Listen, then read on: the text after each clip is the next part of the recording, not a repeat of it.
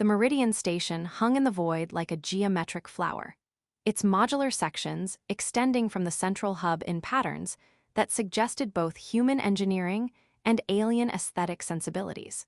It was home to approximately 15,000 beings representing 37 different species, all managing the complex dance of multicultural cooperation in the name of interstellar peace and mutual prosperity. Lieutenant Marcus Chen had been stationed here for 8 months, serving as a tactical officer in the human delegation's security detail. His work was mostly routine, monitoring sensor arrays, coordinating patrol schedules, attending briefing sessions where representatives from various species discussed everything from trade regulations to potential security threats. It was predictable work, sometimes boring, but Marcus found satisfaction in the quiet competence it required, being the person who noticed details others missed, who maintained protocols that kept complex systems running smoothly, who could be relied upon to handle situations with professionalism regardless of personal feelings. What was decidedly not routine was his growing awareness of Ambassador Sera Vel'kirith. The Vel'kari were a relatively new addition to the coalition of species using Meridian Station. They were known for several distinctive qualities: formidable intellect that made them natural diplomats and strategists, complex social hierarchies built on psychic sensitivity that humans were still trying to understand, and rigid emotional control that made them appear distant or cold to species more comfortable with emotional expression. Sera embodied all of these qualities perfectly. As the primary Vel'kari diplomatic representative, she participated in countless negotiations, policy discussions, and cultural exchange programs. She was brilliant in ways that transcended language barriers. Her logic was precise, her arguments devastating, her ability to find mutually beneficial solutions seemingly effortless. She also maintained the kind of flawless composure that Marcus found both admirable and slightly intimidating. He'd never seen her flustered, never witnessed her losing control, never caught her in a moment that wasn't perfectly calculated for diplomatic effect. And she was beautiful. Not in conventional human terms, the Vel'kari were humanoid but distinctly alien, with features that were almost but not quite human proportions. Sera was tall, maybe 6'2", with pale skin that had a faint iridescent quality in certain lighting. Her features were sharp and elegant. High cheekbones, large eyes that were silver gray with subtle luminescence, a face that seemed designed for the kind of neutral expression that gave nothing away. But it was more than physical appearance that Marcus found compelling. It was the way she moved, economical, graceful, every gesture seeming purposeful. It was the intelligence he could see in her eyes when she was processing complex information. It was the quiet strength she radiated even in stillness, the sense that she was always observing, always analyzing, always 3 steps ahead of whatever conversation was happening. Marcus was careful never to stare. He maintained professional distance, treated her with the respect due to a superior officer from an allied species, and absolutely did not let himself acknowledge, even privately, that he'd developed something embarrassingly close to infatuation with an alien ambassador who'd never given any indication she saw him as more than another human security officer. The crisis point came during a late shift, 2 weeks into the station's current diplomatic cycle. Marcus was alone in the observation deck, a rarely used space with floor-to-ceiling transparent aluminum viewports showing the station's position near the Carina Nebula. The view was spectacular. Vast clouds of stellar gas in shades of red and gold, new stars being born in violent beauty, all set against the infinite black of deep space. He was there officially to check some sensor calibrations that required visual confirmation of the station's external arrays.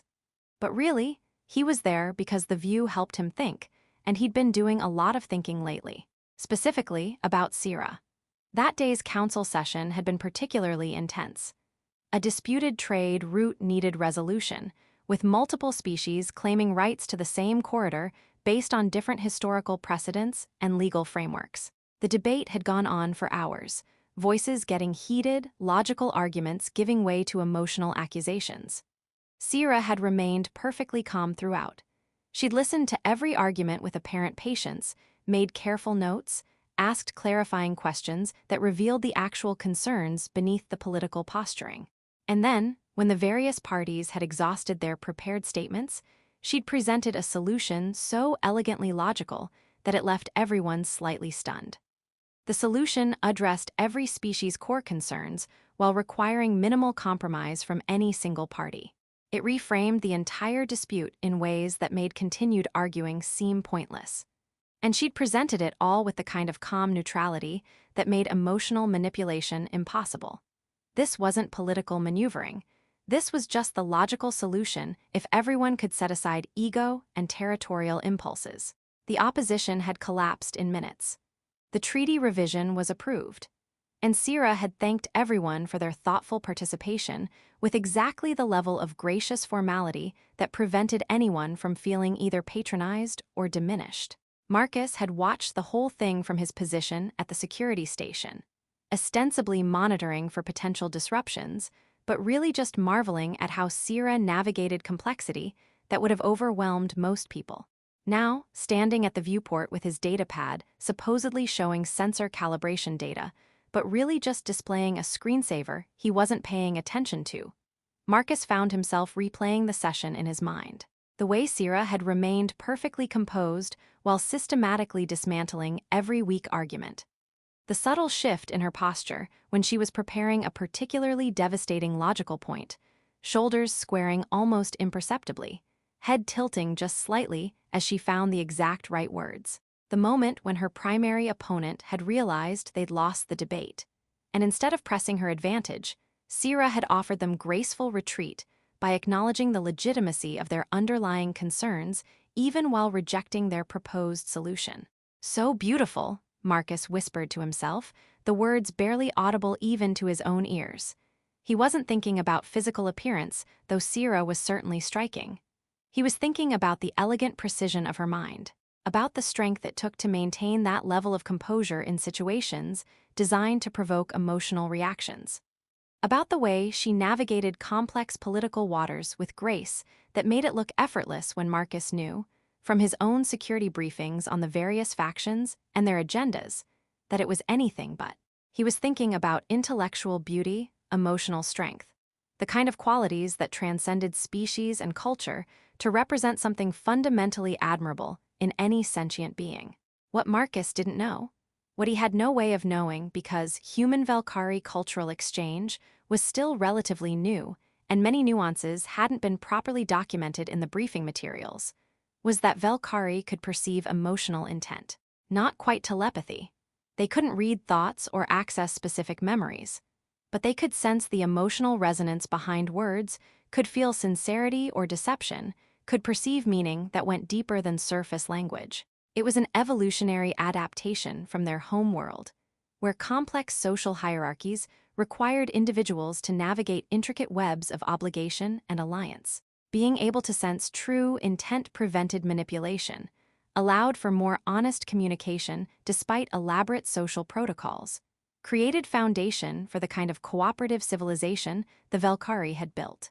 And Sera Vel'kirith, standing silently in the observation deck's entrance, having arrived moments before Marcus spoke, felt every ounce of emotional weight behind his whispered words. She'd entered the observation deck quietly.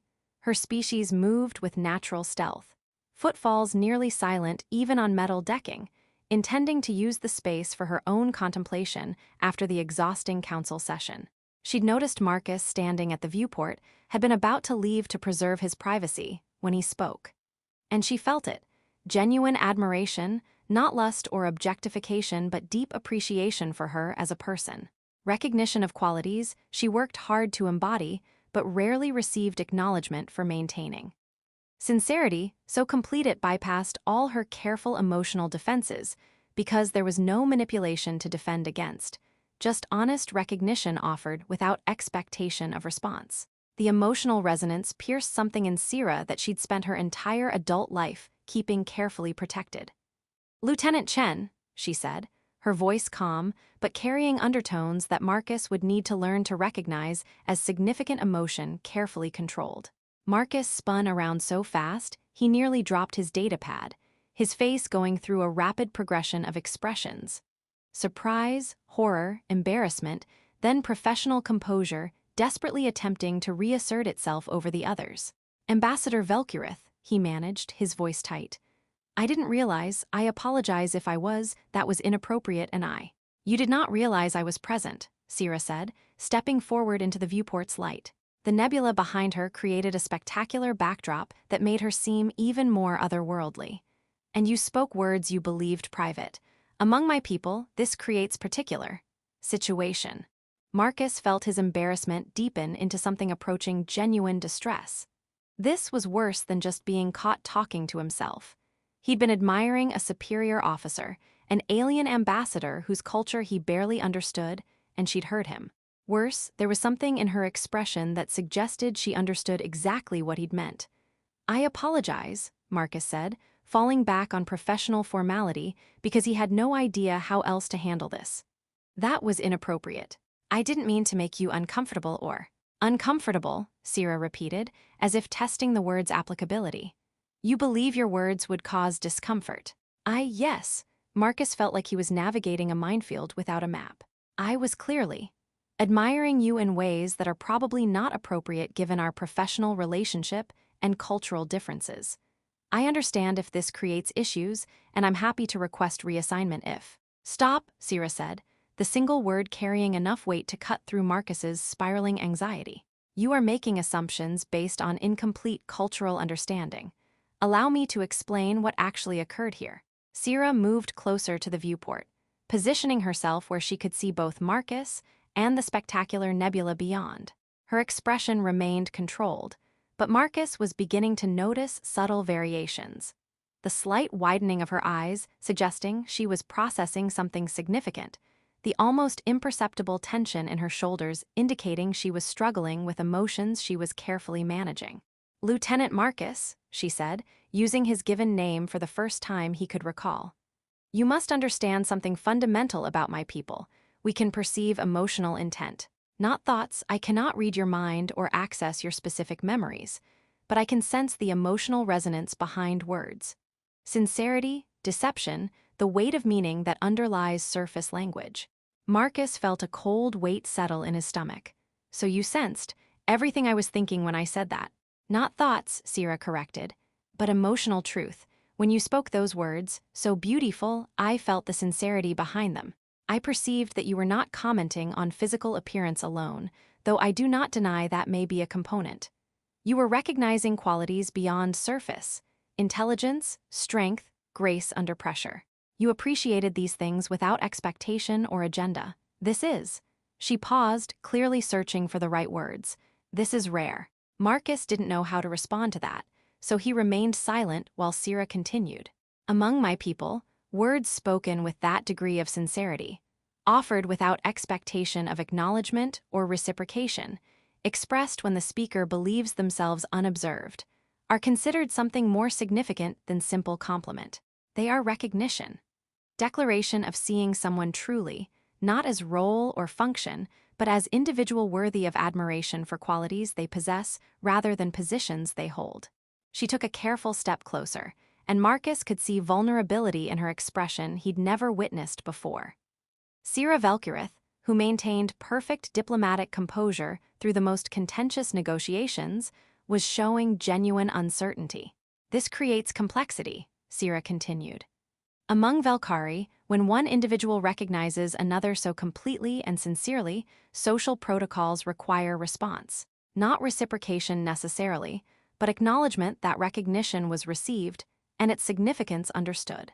"I don't understand," Marcus admitted, his professional composure giving way to honest confusion. "What kind of acknowledgement? That depends on whether the recognition is accepted or rejected," Sera explained, her voice carrying the precise cadence she used when explaining complex diplomatic concepts. "If I reject your recognition, I acknowledge your words but indicate they did not resonate, that you saw something I do not identify with or value in myself. This would be polite but final. Our social interaction would continue professionally, but your recognition would be formally declined."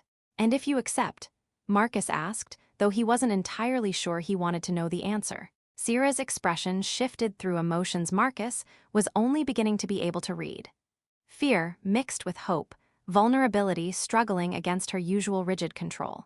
If I accept, she said slowly, I acknowledge that you saw me truly. That the qualities you recognized, intelligence, strength, grace, are ones I value in myself. That your words carried weight because they reflected truth I work to embody. This creates bond between us. Bond, Marcus felt like the ground was shifting beneath him. Not romantic bond necessarily, Sera clarified quickly, though Marcus noticed she didn't entirely rule out that possibility. But connection of mutual recognition. Acknowledgement that you see me as I wish to be seen, and that this perception matters. Among Vel'kari, these bonds are considered significant and lasting. They create social obligations of mutual support, honest interaction, deeper connection than simple professional relationship. She paused, taking a breath that Marcus recognized as her gathering courage for something difficult. Marcus, I need you to understand something. I have maintained emotional distance my entire life. My position requires it. My culture values it. My training reinforced it from childhood. I am professional, controlled, separate from the emotional messiness that others navigate. This distance keeps me effective as diplomat. It keeps me safe from manipulation. It allows me to function at highest levels of political interaction without being compromised by personal feelings. I understand, Marcus said quietly, and I'm sorry if my recognition complicated that distance. That wasn't my intention. I know it wasn't, Sera said. That is precisely what makes this situation so difficult. Your words pierced my distance not through manipulation or calculation, but through complete sincerity. You recognized qualities I work to embody, and you did so without any expectation that I would know or respond. That purity of intent bypassed all my careful defenses. She met his eyes directly, and Marcus saw something in her expression that took his breath away. Genuine vulnerability from someone who'd spent her life avoiding exactly that. Now I must decide, Sera said. Reject this recognition and maintain my safe distance. Or accept it and acknowledge that someone has seen me truly for perhaps the first time in my adult life. Both choices carry consequences I am not certain I am prepared to face. Marcus wanted to tell her that she didn't owe him any response, that he hadn't meant to create this impossible choice, that she should do whatever felt right for herself regardless of his unintended declaration. But he remained silent, sensing that Sera needed space to work through this herself. After a long moment, Sera spoke, I choose to accept your recognition. The words were quiet, but carried absolute finality. Marcus felt something shift in the air between them, not dramatic or overtly romantic, but significant nonetheless. Not because protocol demands it, Sera continued. And not because rejecting it would be insulting to you. I accept because rejecting would be dishonest. You saw qualities in me that I work hard to embody: intelligence, strength, grace under pressure. Acknowledging that you saw these things accurately is not weakness. It is truth. And my people value truth above comfortable distance. She took another step closer. Close enough now that Marcus could see the subtle iridescence in her skin, the way her eyes reflected light in patterns that weren't quite human. But you should understand what this acceptance means, Sera said. We now have bond of mutual recognition. This carries obligations, to see each other truly, to offer honest communication, to support rather than undermine. Among my people, such bonds are not entered into casually. They shape relationships for years, sometimes lifetimes. I'm honored, Marcus said, and meant it completely. But I'm also confused. What does this mean practically? How do we navigate this bond given that we're from different species, with different cultural frameworks? Sera's expression showed something that might have been a smile, subtle, barely there, but genuine. We learn together. This is unprecedented situation for both of us. But perhaps that is not weakness. Perhaps navigating uncertainty together is its own form of strength. Over the following weeks, the bond between Marcus and Sera developed in ways neither had anticipated. It started small, finding themselves gravitating toward each other during diplomatic functions, sharing brief conversations that went beyond professional necessity, acknowledging each other's presence with gestures that were subtle but meaningful. The Vel'kari delegation noticed first. Sera's colleagues could sense the bond through their psychic sensitivity, not details, but the general shape of connection where there had been none before. Their reactions varied. Some were curious, interested in this unprecedented cross-species recognition bond. Others were concerned, worried that emotional connection to a human might compromise Sera's diplomatic effectiveness. The human delegation noticed more slowly, but eventually they too recognized that something had shifted. Marcus and Sera spent more time in conversation, sought each other's input on matters that didn't strictly require collaboration, showed the kind of comfortable familiarity that suggested deeper connection than professional courtesy. "You and the Vel'kirith ambassador seem close," Marcus's commanding officer observed during a routine evaluation. "That's good for diplomatic relations, but make sure you're maintaining appropriate professional boundaries. Cross-species relationships can create complications we're still learning to navigate." "Understood, sir," Marcus said, though he wasn't entirely sure what constituted appropriate boundaries. When dealing with a bond his species didn't have clear cultural frameworks for understanding. Sera faced similar questions from her delegation.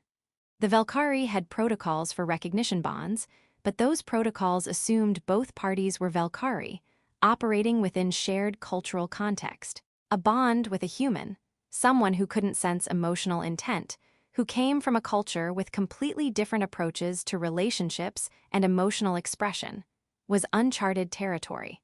"Are you certain this bond serves your diplomatic function?" one of Sera's senior colleagues asked during a private conversation. Emotional connection creates vulnerability. The human may not understand the obligations this bond creates, may not be capable of fulfilling them in ways that satisfy Vel'kirith's social requirements. Perhaps, Sera acknowledged, but refusing genuine recognition because it creates complications would be dishonest. The bond exists because Marcus saw truth. Denying that truth for sake of comfortable distance would violate the very principles of honest communication our culture values. Despite the questions and concerns, the bond deepened. Marcus and Sera found themselves spending off-duty time together, sharing meals in the station's multicultural dining areas, having conversations that ranged from philosophical discussions about cultural differences to simple sharing of daily frustrations and small victories. Marcus learned about Vel'kirith culture, not just the diplomatic briefing materials, but the lived experience of someone navigating its complex expectations. Sera explained how Vel'kirith children were trained from young age to control emotional expression, how showing vulnerability was considered weakness in most social contexts, how her people's psychic sensitivity created both connection and pressure to maintain perfect emotional discipline. "We feel others' emotions so clearly," Sera explained during one conversation. "This creates deep understanding, but also burden. If I display distress, others feel it through bond networks. This affects their emotional states, creates ripples through entire community. So we learn to control, to maintain calm regardless of internal experience. It is both gift and cage." "That sounds exhausting," Marcus said. "Always monitoring your emotional state, never allowing yourself to just feel without worrying about how it affects others." "It is exhausting," Sera admitted, and Marcus felt honored that she was being this honest with him. "But it is also what allows our civilization to function. Without this control, our psychic sensitivity would create chaos, everyone's emotions affecting everyone else in feedback loops that would make cooperation impossible. The control creates stability." "Is that why you've maintained such distance?" Marcus asked. "Not just diplomatic protocol but actual self-protection." Sera was quiet for a moment, then nodded. "Yes. Distance protects not just me but others. If I allow myself to feel deeply, to connect emotionally, those feelings ripple through bond networks. Other Vel'kirith sense my emotional state, are affected by it. Maintaining distance prevents this, keeps my emotions from becoming burden others must carry. But our bond makes distance harder to maintain," Marcus observed. "Yes," Sera said, and Marcus could hear both fear and something like relief in her voice. "Your recognition forced me to acknowledge connection I had been avoiding. And you are human, you do not sense my emotional state through psychic bond. This creates strange freedom. I can be more emotionally honest with you than I can with my own people, because my emotions do not burden you through forced psychic connection." Marcus felt the weight of what she was sharing. "Is that why you accepted my recognition? Because bonding with a human gives you emotional freedom you can't have with your own species?" "Partially," Sera admitted, "but also because your recognition was genuine. You saw qualities I value in myself, appreciated them without agenda or expectation. That sincerity was precious, too rare to reject simply because accepting it creates complications. The conversations continued over weeks, creating foundation of genuine friendship and mutual understanding. But there were also moments of tension, places where cultural differences created friction neither had anticipated. Marcus struggled with Vel'kirith's approaches to emotional expression. To him, Sera's careful control sometimes felt like dishonesty, like refusing to share what she was actually feeling.